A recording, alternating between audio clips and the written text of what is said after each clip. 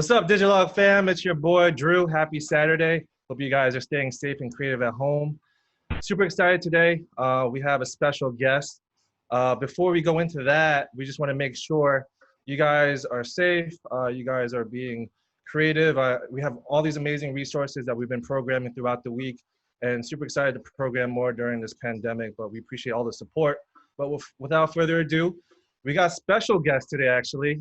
We got our boy, Ben Hagarty of Black with No Cream. What's up, Ben? Hey, man. Hey, guys. How y'all doing? Good. Happy Saturday. And we also got the crew. We got Kyle Bailey, our head of partnerships, and also our OG head of content, Brandon Nales. What's up, Brandon? What's up, guys? What's going on? Whole squad here. What's going on? So before we go into semantics and, obviously through the episode, how's everything going for you during COVID? Like, how are you, dealing with content, programming, and all that? I mean, to be honest, everything got busier for me quickly. Had a couple jobs I was working on, kind of when this shit hit the fan.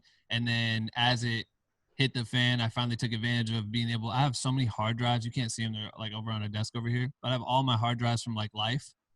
So we finally just invested in a whole server, and I've been doing this whole process, getting everything onboarded, and we've been working on a ton of like behind the scenes things with Black with No Cream and future events and things we want to do.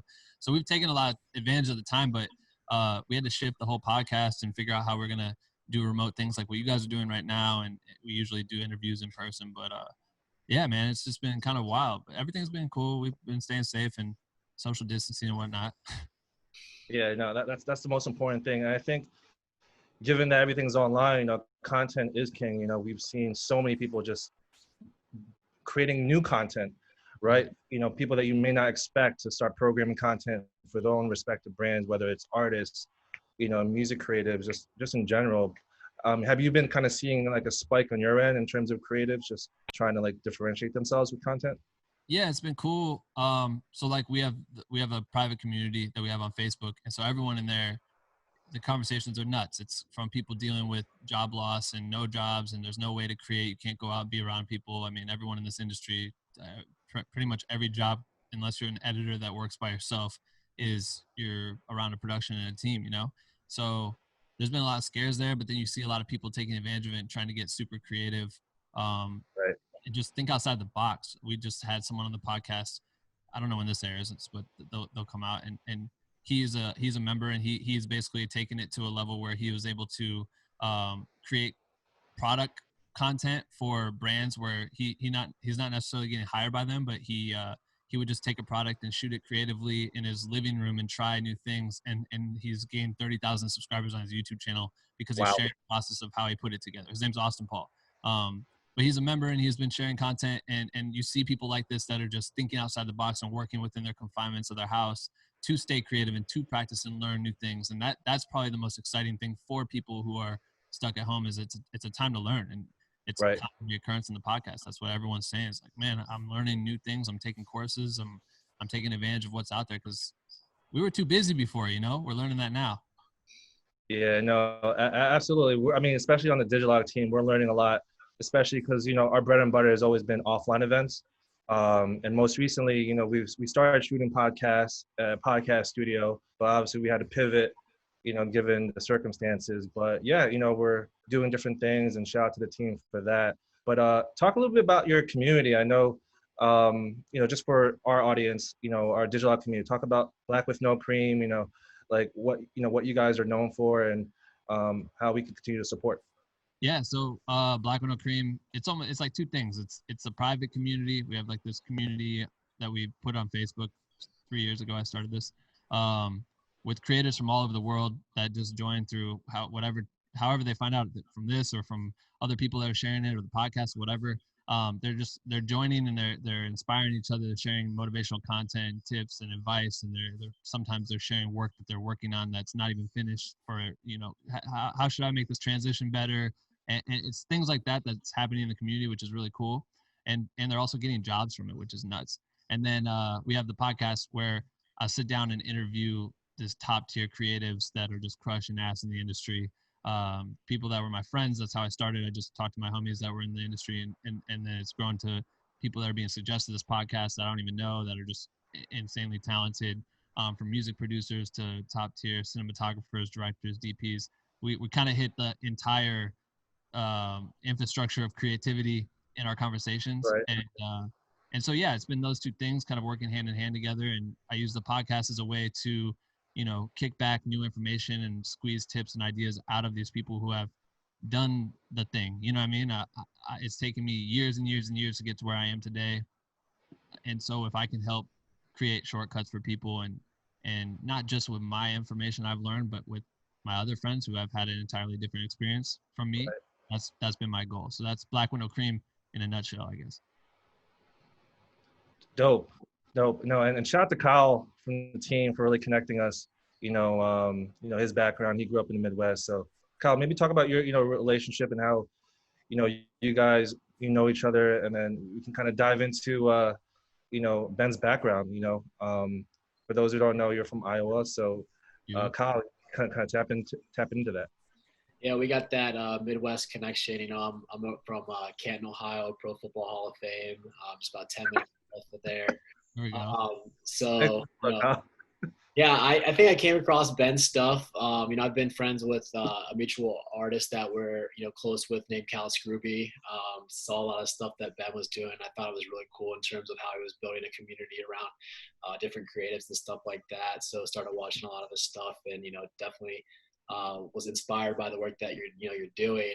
I think one of the important things that you said too, and one of the things that I relate is like, coming from like these small Midwest, markets, it's, living in LA or, New York, and those things kind of seem so far out of touch. So not only, one of my goals is just a professional is to create obviously opportunity for people.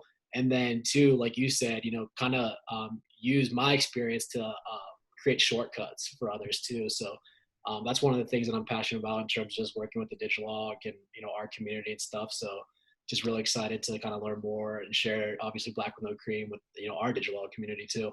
Yeah, appreciate that. And shout out to Cal, because he's an Ohio legend, man. He was one of my first friends I made out in LA. Yeah. He was on the set of the first set I was ever on was Chris Brown. He had a song with Seven Streeter, and Cal walked in just because he was partnered with the production company that was there. And I remember him walking on set. He knew Chris Brown and all this stuff, and I'm watching him like, damn, this guy really got set up out here. You know what I mean? Like from Ohio. And now he's just walking on set easy, no problem. He's got his dog and shit, just chilling, and he's just connecting with everyone. And later, he ended up coming out with like 2 or 3 songs with Chris Brown, and was like, he's a phenomenal artist and one of my best friends out here. So I'm glad. Shout out to him, man. Like he's killing it. I was like super hyped that he got, his first independent tour this year. Obviously, that was cut short a bit by all the circumstances, but I got to catch the show in Dallas, and like he was killing it, even with the content stuff that he was doing too, with like the vlogs, like in between cities and stuff. I was loving those. Yeah, man, he's a great person, bro. Yeah, he is. Shout out to Cal, man. Yeah. I think what's cool about that, what you were saying too, is being from the Midwest and from my story, it's like we're small town people. I don't know where you guys born and raised in New York? Well, I was born in the Philippines, but I was raised in New York. Yeah. Right. And I'm more of a Philly guy myself. Okay. So like, obviously the Philippines are distant, but like when we look at it, it's like my town was 30,000 people. It was a college town, maybe, surrounded by cornfields. And so for me, Chicago, Minneapolis, these are the first places I could go that are major cities. And then to think of LA and New York, it's so far and it's so big, and you can't wrap your mind around how you can be involved in it. But as I got more creative, I learned that that's clearly where creative people go to explore, their careers. And I understood the importance of what that would do for growth. Was like, if I get out of Iowa to these places, even Chicago, even to go to Minneapolis, if I can at least get to these places that have, hundreds of thousands of people versus 30,000 people, what will change for me? And so right away, it was like always the goal to get out to LA. It just took a long time because I see a lot of people make the same mistake. You wait for people to move with you. Yeah, me and my homie are going to do this, and we're going to get an apartment out there. And then when it comes down to it, homie's not moving anymore. Shit's changed, and now you're just stuck with no plan. And so, yeah, I had to eventually just pull the trigger myself and make my way out to LA. Yeah, and I think one of the things that like you mentioned too is just like, getting maybe some of these small towns that we grew up in, people don't necessarily understand our visions or see the things that we see, and think that the goals that we have in mind are feasible for where we come from. But what I think is cool is like once you move to these cities, you meet so many folks who are like-minded, and it's always great to surround yourself with people like that, that understand your vision. And that for me, I always use as kind of like fuel just to kind of keep going, knowing that like I'm making progress through like my career, and that like there's others here that are trying to do the same things, that we not only can work together, but they can also support those efforts too. Yeah, no, I agree. And also what's cool about that is like I have found a lot of people that are like-minded, right? And for me to finally be around people that thought like me creatively, or saw different visions than most of my friends at home, just because everyone was doing different things, it felt great to be in that environment. The other thing I noticed when I moved to LA was that people that have been there for a little bit become used to it and are kind of relaxing themselves because they kind of found their groove. When I got there, I'm like, I'm going to run at the fastest sprint I've ever ran in my entire life, and just go and try to collect as I go, as whatever I can do, however I can assist. And I think that's a testament to like Iowa people, and shout out to my people from Iowa, because it's just a hardworking state, right? And Iowa. yeah, my parents are hardworking people. My dad was a cop for his whole career. My mom was a nurse. They worked for the state. It's like I learned what it was like to take care of 3 kids and put everyone through school and do everything that they could so we're who we are, right? And so getting to LA, I wasn't just trying, like, I had a really cool situation when I moved to LA. I moved in my homie Craig's house. He let me post up on a corner of a room that had no doors right by the front door. And this house also happened to have a studio in the basement. Pretty much all the TDE crew would pull up all the time to record. SZA lived in the crib Crazy. for a little bit at one point. I think Bryson was there at one point. Like, everyone's been at this house. And I had to deal with, I would go to set all day long when I was there, and then come back, and then the studio would be bumping and people would be walking in and out of the house like 10 people deep, screaming and shit, and I'd never sleep. But my homie Craig gave me a spot, right? And so when I moved out here, I got to that spot, and I know some people that were just like really comfortable with having the opportunity to stay at this house, because the house was like a creative incubator, really funded by my homie Craig. And there were people that were just really cool with having some bullshit conversations in the living room and flexing the crib, and then smoking a shit ton of weed and just watching TV and playing fucking Xbox all day. And I was like, this is what everyone's doing. Like, this is it. I'm like, I fucking can't. So immediately I just found like other avenues. I'm like connecting with other people, and I just got out of that motion and was able to do my sprint. You know what I mean? And I think that was the, when I found one door that was like cracked open, I like just kicked that motherfucker down and ran. You know what I mean? That was like the first thing I could do when I got here. So it's kind of motivating to be around people that are being, I don't know, just not seeing the big picture, Yeah, it's true too. Yeah, no, for sure. And I think, given your background in Iowa, like just kind of like that blue collar mentality. Talk a little bit about that, just because with Kyle talking about the Midwest. What were your early inspirations? I mean, was it like, were you inspired by music? Were you inspired by like movies? Like, how did you really like start getting into like that creative space, to start thinking out of the box, you said earlier, and really kind of think outside of Iowa, like you dreaming to like move out of the state, for yourself? Um, we always had, it's a typical story. Everyone always, there's a camera on the house. We got to play around with the camera. Thought fascinated by it. Blah blah blah. But I think what really convinced me that I loved it, or got me interested, was when we started skateboarding all the time, and we could bring the camera to the skate park and we could watch the tricks we did back, and then I could take that to the school and plug it in the computer and start trimming out the bullshit and put trick after trick. And I started realizing what editing was, and I became obsessed that way. That looped me in super hard. And then I've always been involved in music. I think since like the 5th grade, I got a drum set and I just started playing drums all the time. And then I joined like shitty cover rock bands, and slowly that turned into me be huge fan of like punk rock music. And I was like heavily involved in our music scene. We'd throw shows, we'd host shows, we'd flyer for shows. We had like we did everything. And I started touring. We'd tour in like a 12-passenger van with like 8 dudes, and we'd go play in basements for 30 people and make no money and shit, sleep on floor, eat ramen noodles. And I got to do that through stint of my youth. You know what I mean? I got to go see the United States when most of my friends were just like slowly getting out of high school, going to college, checking in. We were taking advantage of every spring break.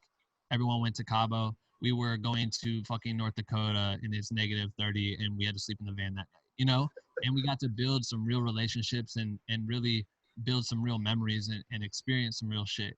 And that really pressured me into understanding storytelling and experiencing stories and being able to like want to share those stories. Through with music, I wanted to share stories, and through video, I wanted to share stories. Or I always film shit. Going through these hard drives, I'm learning how much shit I've documented in my life. You know, it's really crazy to look back on it. I've got it all. I just would always film shit. And so I think as time goes on, in college, I started a hip hop group. I was mad obsessed with rap.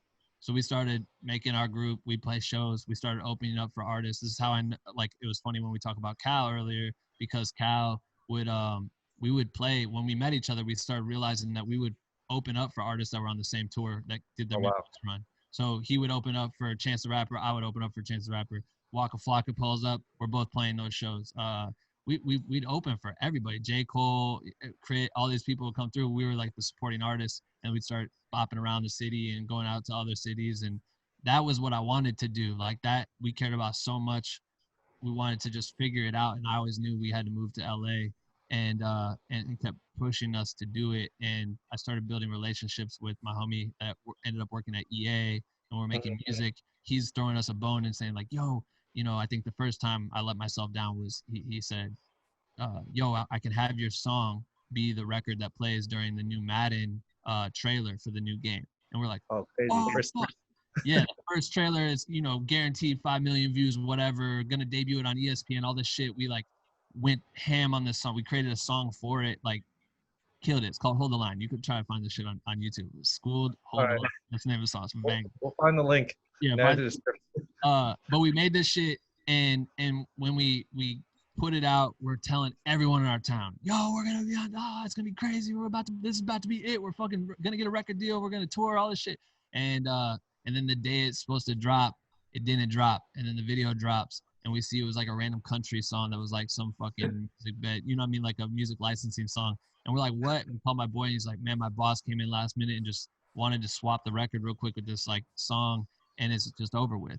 And I saw the defeat in my homies realize like, it's too good to be true. Like we just gotta stay focused on our small town shit. Like, let's focus on that. And I always saw like, nah, that was one chance. Like, there's gonna be more. Like, we gotta take advantage of more. And that turned me into like, you can't let the defeat, something like that, fuck you up. Like, you have to just stay forward, keep pushing. You already did it right to be able to have some sort of opportunity with that. Something else will come around. And then like years later, he ended up looping me in when he became the boss that turned us down for the song. He became that boss, and then he hired me to direct a Little Dicky EA Sports Madden commercial that was like hundreds of thousands of dollars. And it was like my first job directing ever. You know what I mean? Wow. I ran a bunch of shit, but I think to say that, it was like, as we made music, I got heavy in understanding the back end of it and understanding like how the industry played a part in music, what it meant to be involved in the industry. And then I would always make our videos too. So like subconsciously I was growing as a creator and understanding what we needed to market our music. And I did everything from that side of it. So when I moved to LA, that was really like music, film, photography, whatever starts to like kind of click first, like I'm just going to run with it, you know?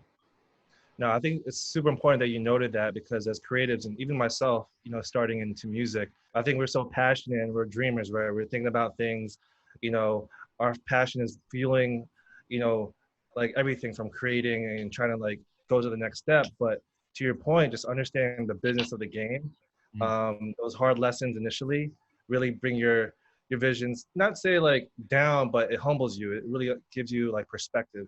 And I feel like, you know, for a lot of the creatives that are watching this, to really understand the business, so you don't necessarily manage your expectations, trying to do things and not get your hopes up with one opportunity, right? This is it. This is the break. Yeah. No, hands down. It's funny too, because that Madden shoot we ended up doing, it was Rob Gronkowski, Antonio Brown, Von Miller, Little Dicky. And this was Little Dicky kind of starting to enter the acting space. Obviously, he just had his debut on FX and was crushing it. And so we create this whole concept. We were editing for like a month. Me, Dickie, his creative partner, and we're just constantly cutting up all these different edits from the shoot. And out of nowhere, my homie Marcus calls me, who was at EA, and he's like, it's been shelved. And I'm like, what? So the same thing was happening again. He's like, they just shelved it. And I'm like, what do you mean? And he's like, some super high up person at EA saw some random video of Lil Dicky talking about condoms or some shit and decided like, we got to pull it. And it turned into this whole thing internally, which was nuts. And I just saw my whole first debut as a director fall again. But I had already gained the experience of not letting that shit get to my head. And I'm glad Lil Dicky was championing for himself because he ended up fighting it. And eventually we were able to release like 2 of the videos. We had so many more, but we still got 2 to come out. But it was one of those things where you just, you have to fight for what you believe in for your creativity and your art. But you also have to make sure that you understand that this is definitely like a group effort in many cases. And when someone's throwing money down, they ultimately have the power. So, but that also gives you energy to want to start your own thing. I think that was kind of an early progression into me starting Black Window Cream at some point, just so I had control. You know what I mean? No, for sure. I think those are great points and definitely great lessons learned. You were talking about Io real quick, and obviously you're forming the group, and you had that opportunity with EA. What was that breaking point for you to like really take the initiative to move to LA? Like like there's that moment where like, fuck this, I'm moving to LA. Nah, it's a funny story. So my homie Andrew wasn't really my homie at this point, but he was dating one of my best friends from Iowa at the time. She moved out to LA. They met. She told me about this film director guy that she was dating. I look him up and I see his website. I'm like, oh shit, he's like really in it. I'm like, he had already done some big music videos, and I'm like, this is really cool. Like, I'm super interested in this. So by default of her always talking to me, FaceTime me, she's with him. He's learning about me. She's telling, whatever. Ben, he's a friend. He's in Iowa. He loves the same shit you do. So we start talking and we become homies. He flew me out to LA to surprise her for her birthday and to help him on set, right? So like our trade was like, I'm gonna bring you out to LA to surprise her, and you could just, and I'm like, oh, let me pay for it, whatever. Like, that's crazy that you would do that. And he's like, no, just help me out, just PA for me on set. I'm like, I don't know what the fuck that is, but all right, cool. And when I came out, he ended up, he did 2 videos. One was a DJ, I can't even think of who the hell it was, but the video got like dumb amounts of views. It was like pretty much naked chicks boxing each other, and it was a while, it was like a typical Hollywood thing. And so I'm like, wow, this is crazy. And then the next one was Chris Brown with 7th Streeter. So that was like the video I got to see. And I was just supposed to be a fly on the wall, stay like, don't piss anyone off. This is a ton of money being spent, whatever. So I'm just kind of learning, and I tried to help out anyone. I was like, I'll help G&E move some shit. I'm like, yo, you want me to move this? You want me to take this light somewhere? Like, yeah, bring it over, blah, blah, blah, blah. I don't know what you're talking about. I'm just creating problems, actually. But luckily, the dude that was there doing DIT, which is like where they manage the media, he was on set the day before doing behind the scenes. So I saw him and I became friends with him. I'm like, are you doing BTS again? He's like, nah, there's no way, I don't have enough time. And I'm like, do you have your camera? He's like, yeah. And then I like looked over at Andrew. I'm like, yo, he has his camera. I could use that and I could just shoot behind the scenes or whatever and help. He's like, oh, cool. Got it approved. And so I went from fly on the wall to like right here with Chris Brown, filming everything that's happening around this superstar guy that's like super controversial and all this shit. I'm like, what is going on, bro? Like, this doesn't make sense. And then they, long story short, they loved it. The video went out, the behind the scenes went out, all this shit. And I went back to Iowa, and then they're hitting me again to come out and do behind the scenes for an Ariana Grande video. And I'm in Iowa and I can't afford to fly out. The rate was like trash or whatever. So I was like, oh, and that's when I realized, I'm like, I got to put myself in a position to be there. Like, I just got them kind of hooked and they're hitting me and now I'm not available. They're never going to hit me again. So I knew it was so important to be there and readily available for anything they're going to throw my way, so I could just crush ass and make my name kind of known there. And so that's what I did. I was like, fuck it, I'm out. And saved up money, working a weird job. And after a couple months, I hit my goal of what I wanted and I dipped. Yeah, I think that speaks to the core of a lot of like Midwest people too. Like, opportunities sometimes just seem few and far away, but like continuing to put yourself in the way of opportunity like that. Like, you're like, took initiative, grabbed the camera and was like, yo, now here's how I can bring value. I think that's super awesome. Yeah, it was Ben, lucky. I think it's pretty cool also. For our community, I know, mean, we're pretty much, across the nation. And a lot of people think that just going to New York or just going to Los Angeles is your ticket. That's your key to actually, doing a successful career. You really have to earn your stripes. And it seems like you did that when you moved to Los Angeles. So kind of walk me through that whole experience of going to LA and proving like, hey, I'm Ben, but this is what the value I can bring to you. Yeah, I think that second part of the sentence is like the hardest thing, like that people don't understand, that you come and you may have all the skill sets in the world and you just spent your whole college career or whatever it is studying ill-ass transitions and shooting videos and photos or directing, whatever it is that you think you are the shit at. But everyone out here doesn't know that or know you or owe you anything. In a world where you build relationships pretty quickly, you learn who you kind of, you start to have your go-to people, right? If I'm directing something, I kind of have my go-to DPs, I have my go-to producers, etc. So why would I go to you that I don't know you and I don't really have enough time to really invest and find out if you're capable, when I could just go to the people I know? So that's probably the hardest thing, is to crack that part of it and make people understand who you are and your value. And I think right when I got here, I moved to LA and that whole shit was happening where no one was doing anything. And I was like, oh my God, this is terrible. And Andrew had just gotten back from some tour he was on.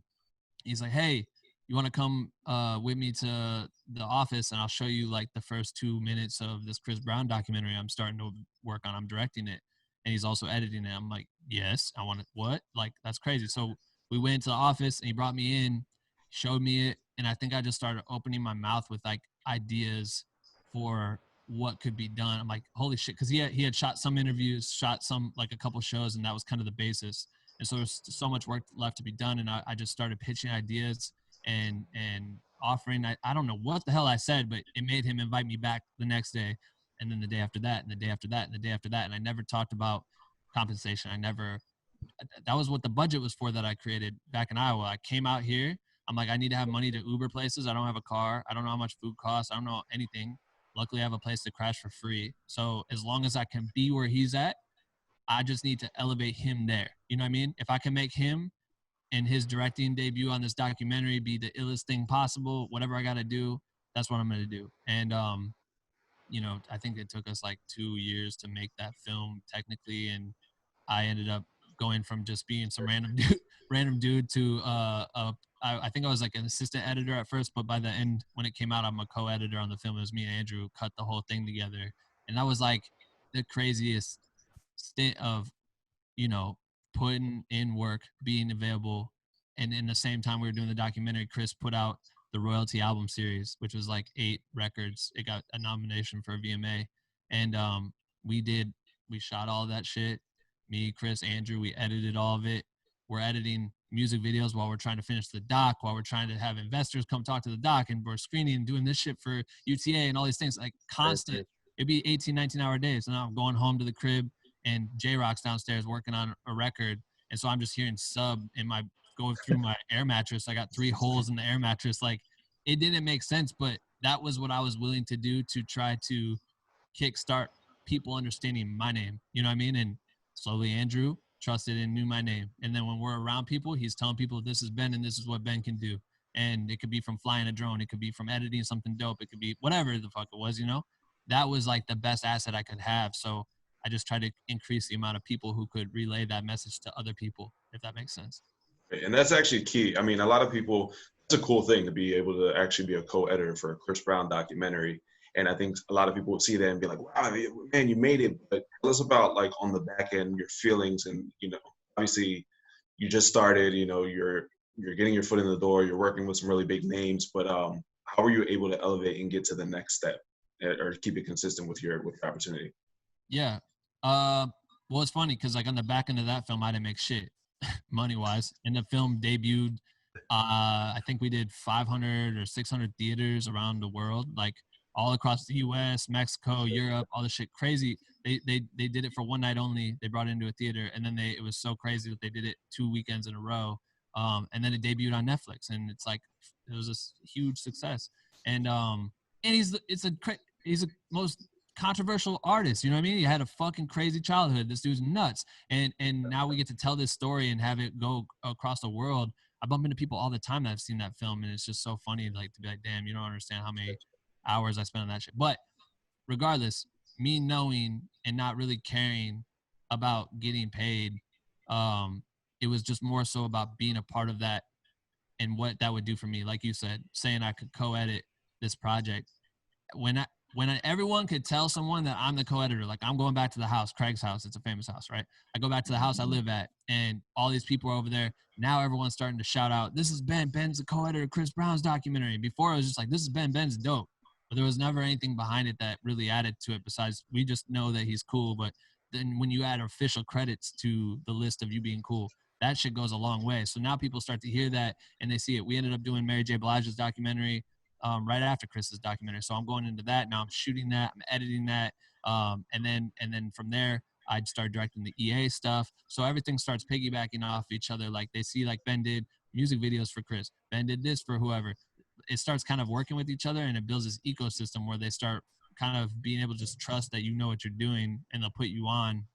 And I think that every time I do a job, it's not like the money wouldn't super increase. It wasn't like I was getting super better rates until way later. I had to really put in work. I still get underpaid.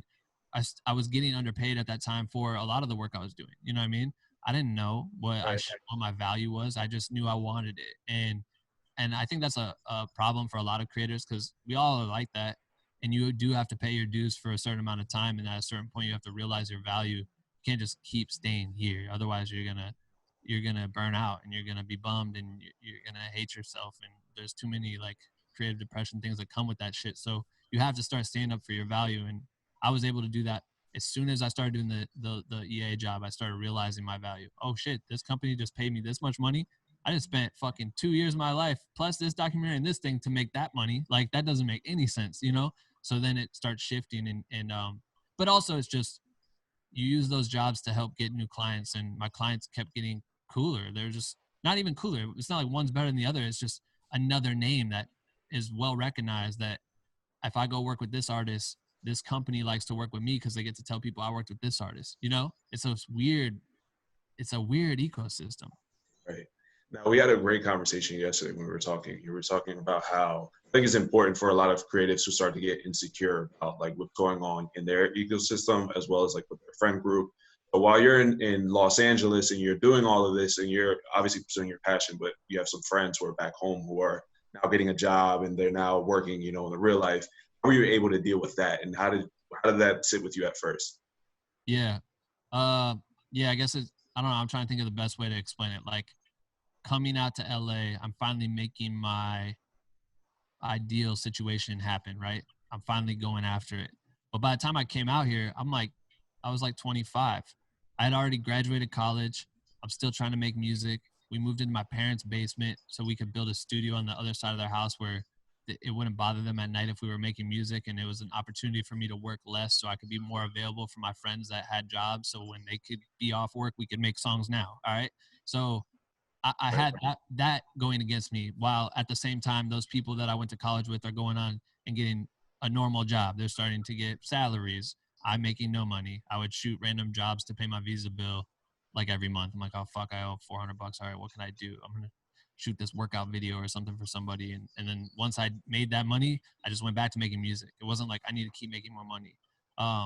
So it was always this weird stigma of like, what the fuck are you doing? Artists are, you know, I also had dealt with that my whole life, like going to punk shows and shit in my high school is not like the most common thing in the world, and starting to be a white rapper in the middle of Iowa is not the most normal thing in the world, and there was always these weird stigmas. But as I grew and moved to LA and I'm out here and people are starting to see like some cool shit that I'm being a part of, you come back for the holiday and you're running into people. My town's not big, and when I was home, I made my name known there as like a creator and promoted myself all the time and shit.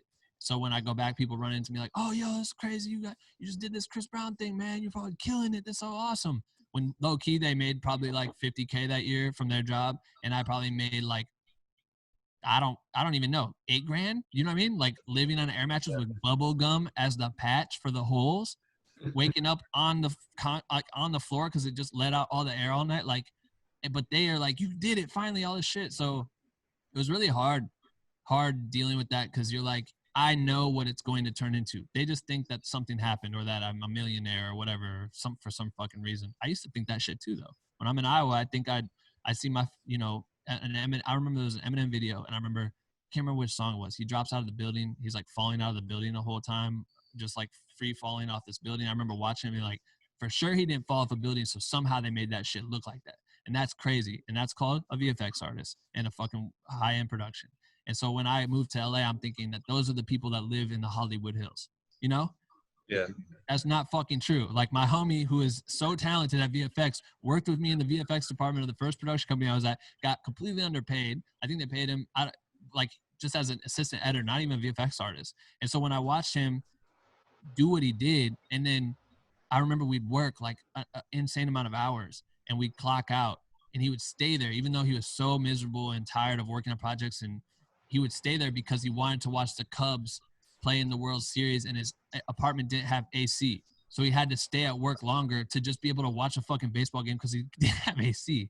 And I'm like, this isn't fucking right, man. Like, you're that person that does what I thought earned you a crib in the hills with the pool and infinity pool and whatever. Like, but it's not like that, you know? So I don't know. It's pretty weird to deal with like the stigma of people just kind of judging you. But at the end of the day, none of that shit matters. Like, I'm doing what makes me happy, and I know I believe in what my path will be, and now it's paying off finally. You know what I mean? Like, it takes a while for that shit to grow, but some people just see a little bit of success and think you fucking did it and you're good, and that's weird. It's fucking weird. But now I just flex on people, even if it's not true. Like, I have like a random uncle or something like, are they finally paying you out there? I'm like, you don't even know, man. Like, if you only knew. And they're like, shit. You know what I mean? Like, shit, okay. And I'm just like, who gives a fuck what you, like, I don't care. Like, think that I have $1 billion in the bank. You crazy. Well, the key here is consistency, though. I mean, you worked with you kept at it. You worked with a lot of big names: Mary J. Blige, Chris Brown, Taylor Swift, Beyonce, Jay-Z. How were you able to just keep consistent and just keep pounding the pavement and make sure that you're making your own opportunities? Straight up networking, bro. Like, that's it. Like, you work on one job, you're building relationships with whoever's a part of that, right? You build relationships with the artists that are there. You're building relationships with people that are connecting the dots to get you there and all this shit. And honestly, that's it. Like, I did Chris's. I think what happened was I went to South by Southwest, shot some shit for a guy that was sort of managed by a TD person. And I was like, oh shit, that's Kendrick Lamar. That's Schoolboy Q. Like, I'm going to make this video really cool for this artist and see what happens. I made the video, found out that the guy was Musa, who is Top's son. Top is the owner of Top Dog Entertainment. His son is like, yo, this guy's sick. I'm going to fucking put him on tour with Q and Kendrick. We're going to do a world tour someday. We're going to bring him as the main video guy. He just killed that. I'm like, oh shit. Then that turns into me eventually going on tour with Schoolboy Q. From Schoolboy Q's tour, I make a whole, web series or whatever. And then a homie sees this 2 years, almost 2 years after that tour, sends that video that I shot in 2016 to Beyonce's team that sees that. And then they're like, all right, have him come in. And then that turns into me working with B. You know what I mean? Like, crazy. But that's from having just built the relationships and networking and showing your value and how hard you'll go and how I don't know. It's just, you just need to really show your worth in every situation. Treat every job like it's the best job you ever had. You know what I mean? Like, that's the best advice I can give to anyone. But as you build those the network up and the relationships, and you stay in touch and it's genuine, you know what I mean? You really like care about these people, then people will stand up for you and people will suggest you when they have time to suggest things. And that's the best piece of advice I can give, honestly. So I want to talk about, because I know Brandon and I know the story, but for our listeners, go take us back to that Schoolboy Q tour, because I know that was a very pivotal point for you, as well as Black with No Cream. So I would love to give our listeners just kind of some insight into kind of the genesis of Black with No Cream and how that actually got started. Yeah. No, thank you, because I'll be talking too much. But honestly, so tour happened, I think it was like the beginning or end of 2016, something like that. So I get to go on Schoolboy Q's tour. Again, rate was terrible. Not even gonna lie, rate was not amazing. I went out, probably broke even, but to me, I had to make the decision, like, what will this do for me, and how can I parlay this into like 17 more jobs? Luckily, I did it because that turned into the Beyonce job, which is sick. But I go and do that tour. We create this web series. We put out 5 episodes. As best as I could create them in the vein that of the content I was watching and studying like a motherfucker when I lived in Iowa, and I was just trying to learn like what this stuff was like and how could I make it different. I did that with Q, and people went off about it, and all the comments in the YouTube sections are talking about the team that built these videos and the editors and all this shit, but it was just me like never sleeping on the bus, just like coming up with ideas and cranking on the computer and turning jokes out and all this shit. But it blew up, and I started getting all these messages, and through the messages, it was always questions, and the questions were like sometimes deep, sometimes like really easy, like what lens should I buy if I do this, whatever. But as in Iowa, being a person that's been in that position, I really wanted to, tell these people the answer. I wanted someone to respond to me. I wish I had that person to respond to me when I was influenced by someone or looked up to someone. So I made it like a priority to respond to these people, and I did it the whole tour, every single message, even the people, like I told you guys yesterday, the people that would ask about smoking weed and shit. I'm like, I don't smoke weed. You get like, I don't know what you want to talk about, but I'm still responding. You know what I mean? And Dave, shout out to my boy Dave. He's my partner in Black Window Cream. He's sitting back there at the podcast Shout out desk. to Dave. Yeah, shout out to Dave. Make the dream work. He's always like, you're fucking nuts, because I literally I respond to everyone. Like I don't know why. It's like it's a to-do list thing. If there's 100 messages, I'm just banging them out. And I realized that I am answering them, but I'm not answering them the way I would love to answer them. Like if they were the only person that asked me that question, I had all day to talk to them about it. So that's when the Black Window Cream idea came up with. I was like, what's the solution for this? All right, Facebook has groups. What if I put them in a private group? So they'll ask me a question on Instagram. I'll be like, yo, please ask me this shit in the Facebook group, because I guarantee you're going to get a better response this way than you would have just me giving you 2 sentences real quick because I'm walking into fucking Chipotle. You know what I mean? So I started the group. I put the word out there. We got 1,000 people to join it like right away. And I saw it happen like on day one. And it was actually the day I told you guys yesterday too. Kendrick, his tour for the Damn Tour, I was supposed to go out and direct the documentary, and there was all this shit, but they just didn't have the budget. And it was one of those things where I could either go for no money, or, like the shit rate, or I could stand up for myself for the budget I thought I demanded and all the shit and just say no. And I decided to say no. Then I was like, fuck that, I make the biggest mistake of my life. And I started Black Window Cream that day, and I saw it happen. I've told this story before, but I think it's so cool because I saw a kid post, yo, I live in Vegas. I'm a rapper, and I just want to learn about making more music videos. Like I want to make music videos for my rap songs. And then a kid commented on that and was like, yo, I live in Vegas and I shoot rap videos. We should link. They toss each other numbers. And I was like, oh, fuck, this is going to be the illest thing ever. You know what I mean? And it continued to be like that. And then I'm seeing this shit happen all over the world, and it just continued to grow. And that's when we started the podcast too. And I was like, I keep having really ill conversations with creators that are just doing the dopest shit. I should record those so that these people over here can hear it. I'm like, I would have killed to hear the conversation I'm having right now here in LA or in the bus or wherever with this person I've looked up to forever. I would have killed for that. You know what I mean? And so now, and I understand people don't have money and shit. So I'm like, all right, what's a free tool? Like, what is the best free tool I can provide out of instead of a fucking 1 sentence response? I'm going to give you a place where people have been talking about questions you've had. There's endless conversations. There's people that you can connect with. You can find jobs, all this shit. And that's like what Black Window Cream is. It's just a pool of the illest network that people are able to connect and really, really collaborate and really, really find the real resources and feel like they're not alone. And I've seen it, you know what I mean? I've seen people feel like I'm the only person in fucking, I don't know, what's a shitty state?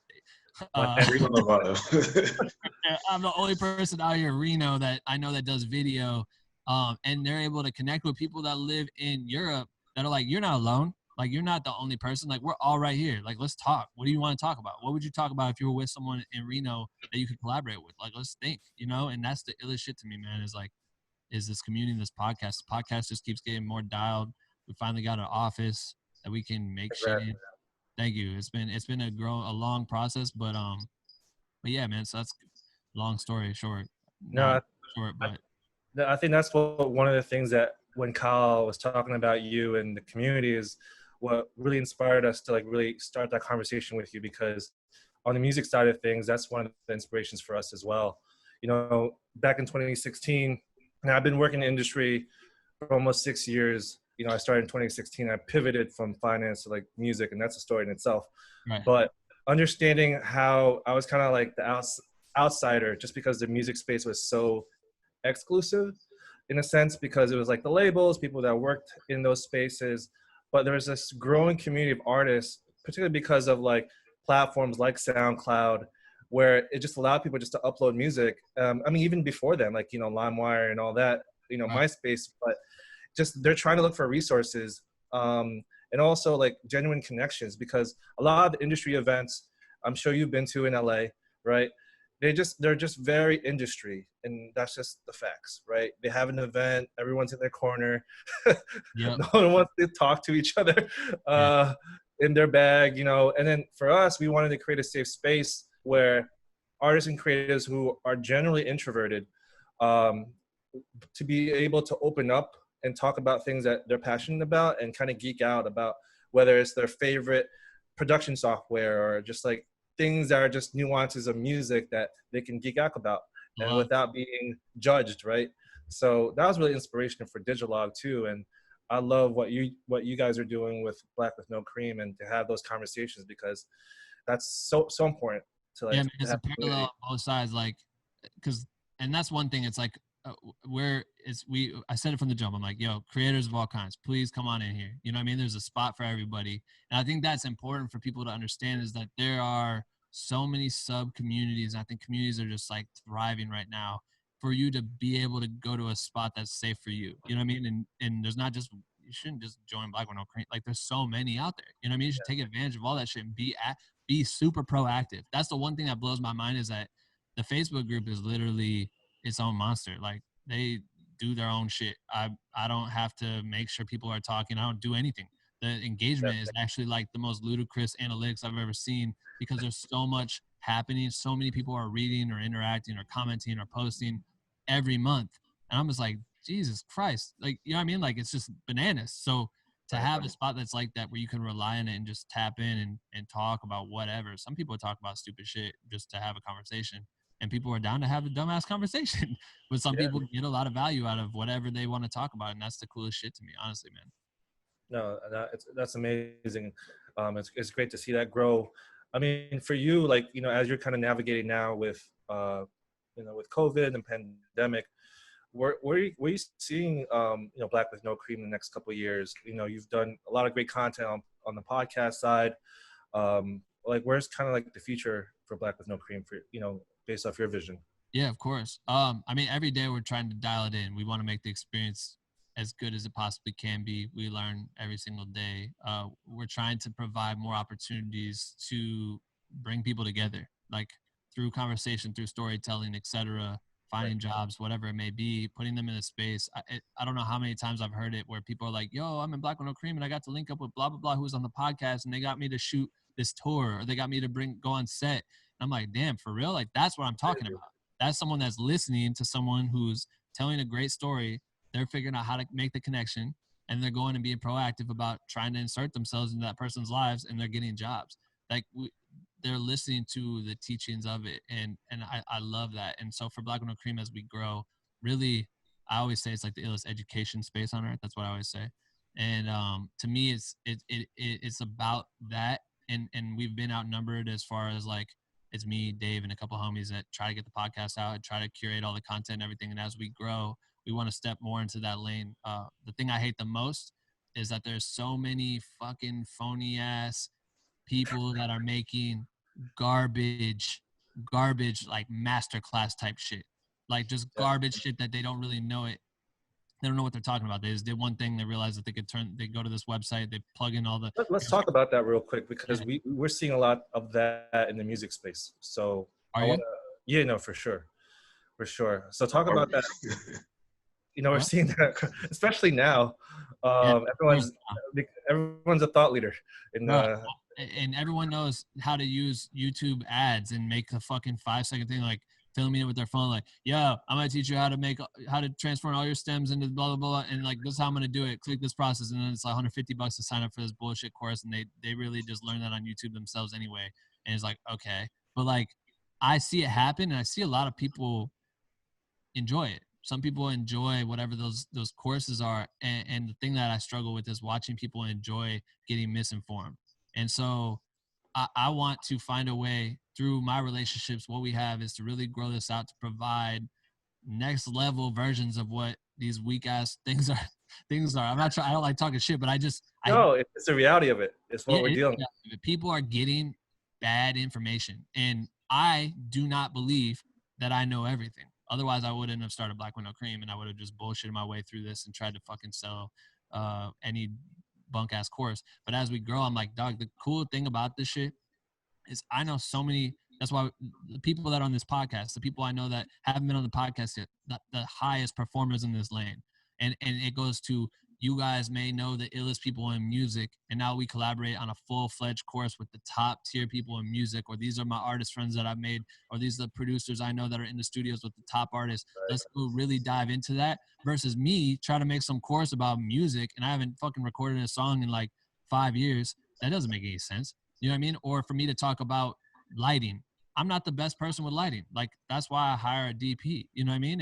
And when I hire a DP, they know everything about lighting. So why don't I talk to my 5 best DPs and truly make a full-fledged course that is high level, that I know these people aren't going to go make on their own because they're busy and this is what they do. But we're good at being able to hear what people need to, like, what people's questions are, and turn that into something that could be worth buying into or worth studying. Like, the podcast alone is just, everybody's like, what do I do? I'm like, listen to every episode. If you really want this shit, go listen to we've done 188 episodes. Go listen to every single one and then circle back with me. If you have more questions after that, because when someone asks me some shit, I'm like, I guarantee you your question will be answered immediately when you listen to the podcast. And then 50 other questions you didn't even know you had will be answered immediately. Like, that's the best part. You're just going to soak up so much knowledge and continue to grow with that.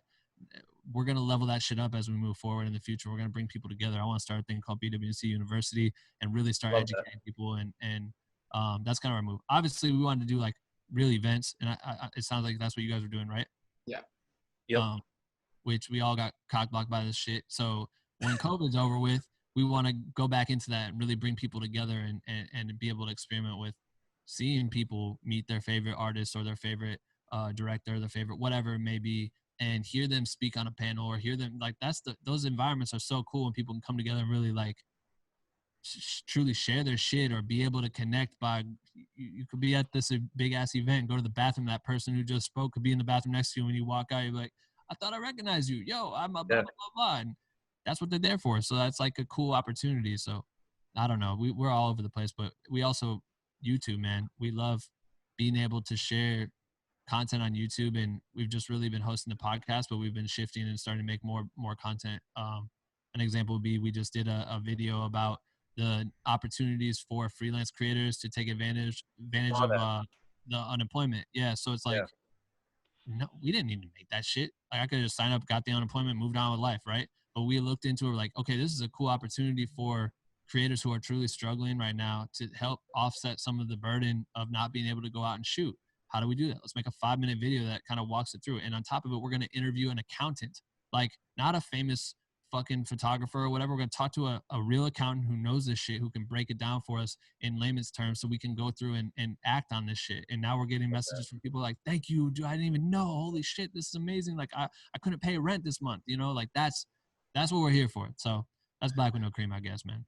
No, I love that. It's just the practicality of the people and your guests, right? For us, that's something that's super important in terms of, like, the guests that we have, right? In terms of like music creatives are impacting culture now. It's not necessarily the people that have the big titles, like there are people that are inaccessible. Not to say those people are not inspiring, but they're so far out of reach that it's hard to connect those dots, especially for like a lot of young emerging professionals or artists that are just trying to start. And I think that's super important for us to like create those like 1 degrees of separation. Like, hey, you actually can have access to these people. They're not far reaching in terms of like a lot of the platforms. Like, I get the celebrity aspect of it, but you only get that class, right? That's it. But there's no connection outside of that. So what's the true value aside from just getting that education? And it's like, you paid for it, but where do you go from there? Right. That's super something that we notice. And to your point, I think what I love about what you guys are doing, and it's, just to harp on it, is the community aspect. I feel like there's, I'm not speaking ill will, but just like I feel like there's brands that just are selling a product or like a sales funnel to like all these courses, and it's like, pipe dreams. And I think for us, we don't necessarily say like, hey, you're going to get signed by talking to this person. We're not going to say like your music is going to grow exponentially because of this. But what we are saying is that this is a starting point. Get educated, learn from these people, and then apply it to yourself, right? We're not going to give you the cheat code. There's no cheat code. So.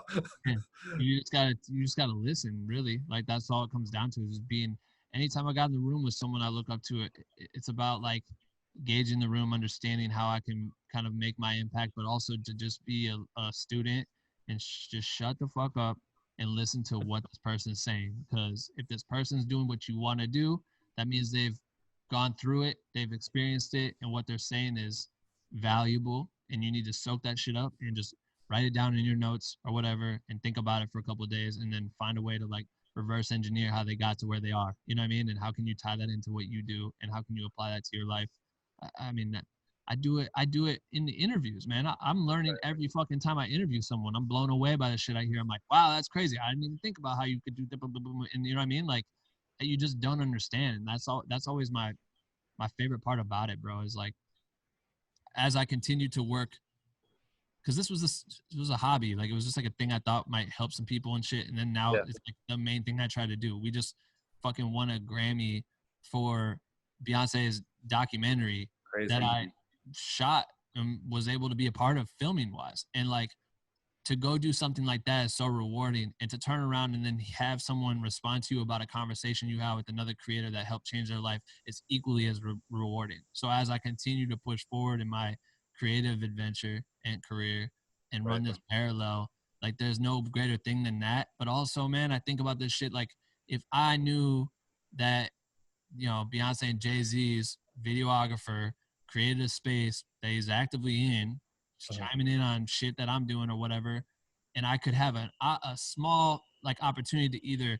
talk to that person, pick their brain, or hear what they're saying to other people, I would have fucking lost my mind for that shit. But when I got started, I had Barnes and Noble script writing books by some random person. I don't even know who made that shit, and that was it. And I had like a cousin that did film school that told me, yo, it's expensive, but you build connections. All right, cool. I'm gonna cancel that out, because I almost fucked up and went to a film school that was going to cost me way too much money that I couldn't pay back. And it's just crazy, the limitations that I had. And I think the access we have now, so many people abuse the access. They don't know how to communicate. And I think you said something about that earlier. It's just like being able to talk to them. You have to set yourself up to have gains. I don't know how many messages I get. I always clown on people, but I get messages where they're like dude just hit me the other day, and he's like, damn, it was something so fucking easy to answer. Is like, how do I do this? What kind of lens should I get if I want to shoot someone close up? And then I was like, YouTube it, bro. LOL. And he's like, I know I did, but I wanted to ask you for it first. And then I went to YouTube and just searched literally like the sentence, whatever the sentence was. And I was like, this literally answers your question. Like, why'd you hit me about this? When you can answer some shit on Google, please do that first, because if you do have an opportunity to connect with someone that you think could give you farther insight on something, like, exhaust all other options first before you waste their time. And I'm not saying that kid was wasting my time. I'm happy to answer that question. But I know that there's a lot of people that don't have time to answer that shit. So when I talk to these people, when I have questions for my friends or these people that I know I have access to, I'm not going to ask them something I can get off of a quick Google search. Like, that's idiotic. You know what I mean? So we're always teaching that. Just that tip alone right now goes a long way, because so many people are just like, oh, Instagram DM, I can say whatever I want. Fuck, I need to answer this question real quick. Blah, blah, blah, blah, and then that's it. And then they just send it out there. And if you don't answer, sometimes people are mad. I'm like, what? Yeah. Like, no excuses for that. Google it, please. Be proactive. I mean, to your point, you talk about conversations with your community. What are some of the things you've learned the most from them? I mean, because it's an open dialogue that you guys have. What are some just like maybe 2 or 3 things you've learned from your community, just based off like, creating Black with No Cream? Yeah. I learned that a lot of people don't know what to charge when they have clients. I've heard that is the craziest battle everyone's had. And I know I understand it. We never know. You figure out how to charge for this level, and then you level up, and then you don't know, so you're trying to figure it out again. I feel like it's cool to watch people come together and share input and advice based on location, based on the amount of time you spent learning this subject. There's so much that comes with that. But I do feel for those people. Like one of the first things we tried to do from an educational standpoint was like, all right, cool. What do I know from charging my clients, like from 10 years from the point when I was trying to shoot old lady fucking dementia workout videos when I lived in Iowa to working with Beyonce or Chris or Schoolboy Q or whatever. What have I learned in 10 years, and how can we try to relay that? Because I could sit there and fire off the quick comments on when people ask questions, or I could just give them something. Me and Dave wrote like an incredible how to charge a client guide. So that was like my first step into like trying to help people, you know what I mean? So we made that guide, and we're able to offset that. So it was like hearing some shit from people that were really struggling with it and feeding that to them. The other thing I learned about the community that I think is really cool is how hungry people are to help each other. Like, Okay. I love helping people, but it's cool to see two people connect on some shit that they don't know each other. They don't know anything. One thing I thought was unique was there was a kid that sold. I call everyone a kid. They're not kids. They could be full grown adults. But there was a person that had sold a lens. Right. We try not to do the buy sell trade shit on the community, but we made like a second group for that. But someone sold a lens on the community to another person. And that person like didn't pay them. And I remember them making a post about it, and I just got so heated about it that someone came into the group and robbed somebody, somehow got in and then robbed somebody. And I'm like, what the fuck are you doing if you want to be a creator and you're robbing someone? We all know what it's like to not have money, to save up all your money to make the first purchase of something. Someone cut you a deal, sold you a lens, and you just took the money and ran. And they made the post about it. And I remember like I personally messaged this person, like heated up, like you better fucking like give this person their money back or I'm gonna light your ass up on the internet, whatever. But I watched the whole community rally up. First, they lit his Facebook page up and they found this kid's parents. They found his brother, sister, his friends, commented like, just so you know, this guy steals lenses from people and some shit like that. But then the coolest part about it was that a member was like, yo, this guy lost $300. Like, I'm happy to chip in $20 and help him get his money back. And everyone started being like, I'll chip in. And the community just rallied up to help support this person. This person was like, yo, I don't need the money. Like, it was an old lens anyway. Like, but I just wanted you to be aware of this person. But still, it was the fact that everyone was down to rock with this person, to help this person they didn't know get the money back for this unfortunate event. You know what I mean? Like, that's what's so cool about this shit, man. It's really wild to me. Like, I don't know. Yeah. I don't know if I'm answering any of your questions. No, I love hearing that, just because, I think, it's hard because, the idea of community is to support each other. So especially if, one of your brothers or sisters is like experiencing something, to kind of rally around that, because, they're dealing with outside things as human beings, like their lives, right? But this is a safe space where they can be the most truest version of themselves, without being judged because they're around their peers, people that are actually passionate about the same things they are. Yeah. And for someone to like fuck that up, it's like, you gotta take that personal. Yeah, it ain't happening, man. I know, I love it. That's like the coolest shit, man. It's also cool just how worldly it's grown. Like, I don't know really how it works, how people find me or find, you know what I mean? But like, so Q's tour, we toured Europe, Australia, the US, Canada. It was like a world tour thing for like 6 months.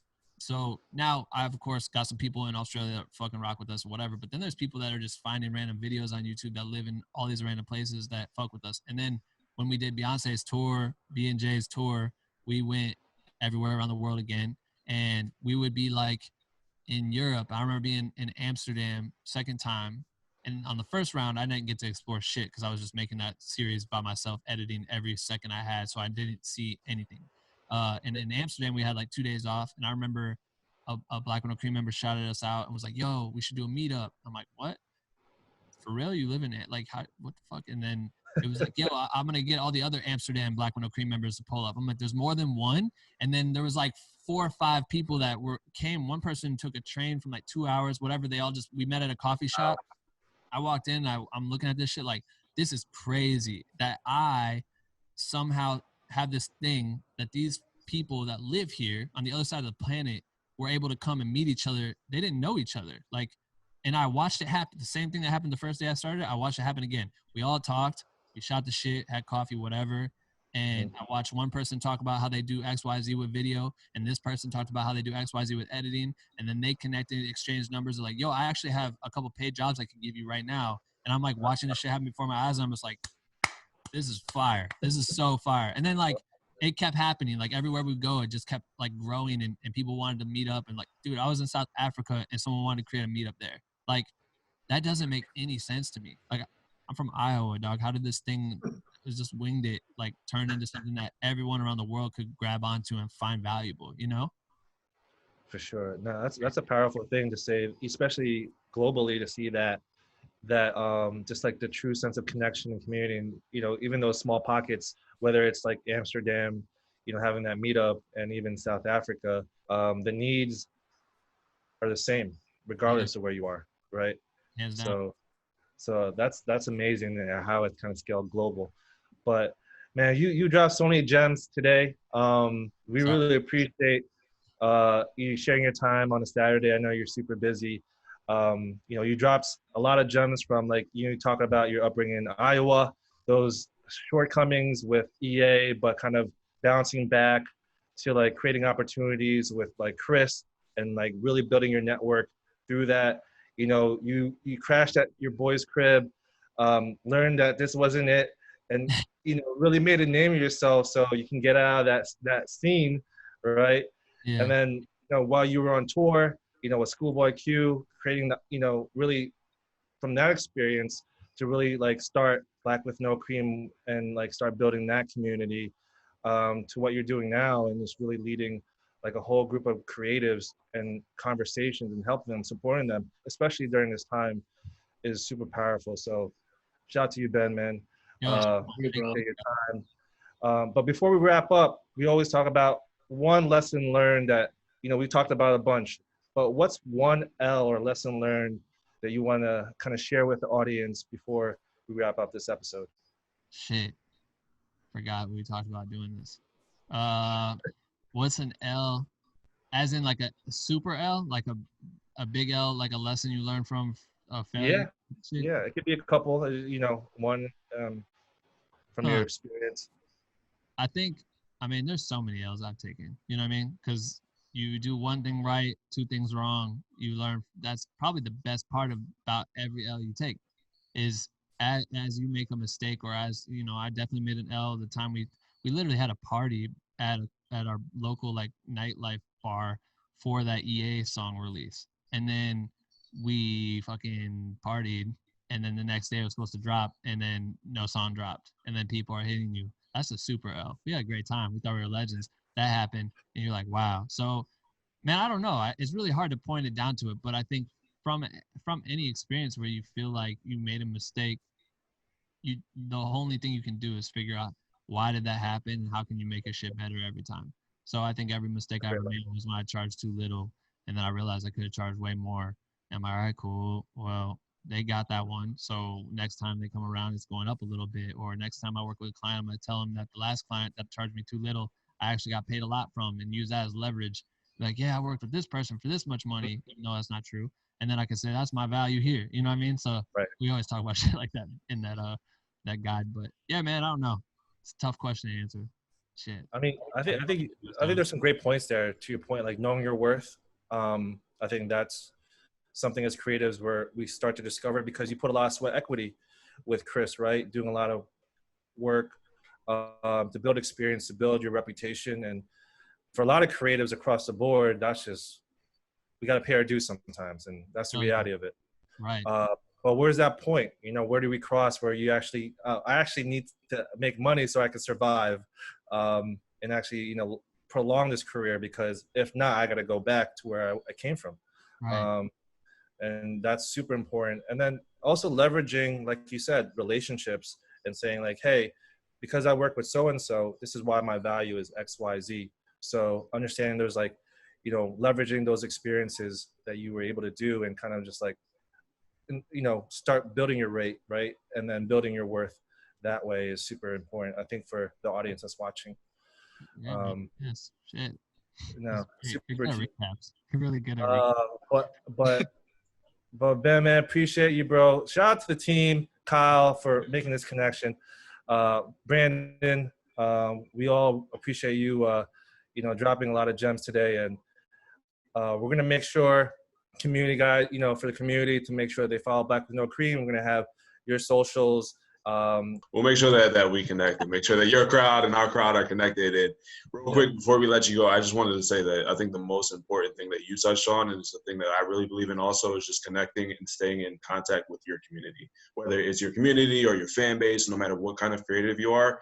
For me, I'm always, in the DMs with, Digilogue members. We call them our family, and they really do feel like family. And just listening to what they're saying, because they're teaching me as much as we're teaching them certain things. Oh, And yeah, it's man. huge for just their morale as well as our overall goals. Dude, we literally just got this yesterday. We got, it's so cool. We got access to this platform. I saw Ashton Kutcher. I think he's like an investor in it. It's called Community, but it's a way to like text your community, like literally give out your phone number. Yeah.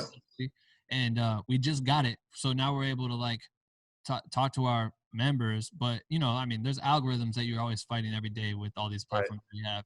And this is like one of the true things where I'm like, man, I wish we could literally like text to these people, or if they had ideas or wanted to text us. Like we've had so many podcast guests, and like last minute they'll pop on, and I'll be like, yo, it'd be cool if people could ask them a question. Like now I could literally just fire out a text and be like, yo, who wants to talk to the person behind Dwayne Johnson's videographer? You know what I mean? Like you could do some shit like that. So we just got that to like open up a whole nother door.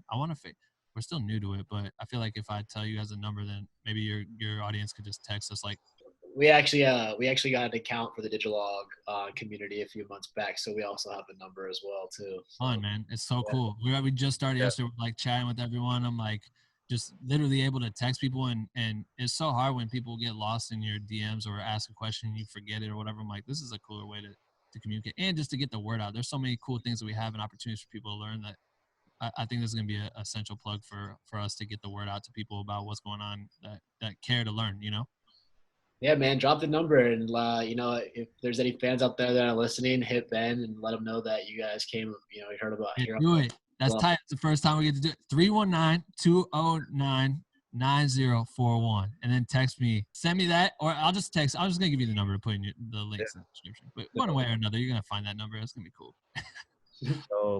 No, I appreciate you guys. This was a cool conversation, man. I think you guys are doing some dope shit, and I hope we can find ways to get the community to collaborate, because for sure musicians too are I feel like outnumbered by videographers in our community, so I think they can bounce between the two, and it's gonna be really ill.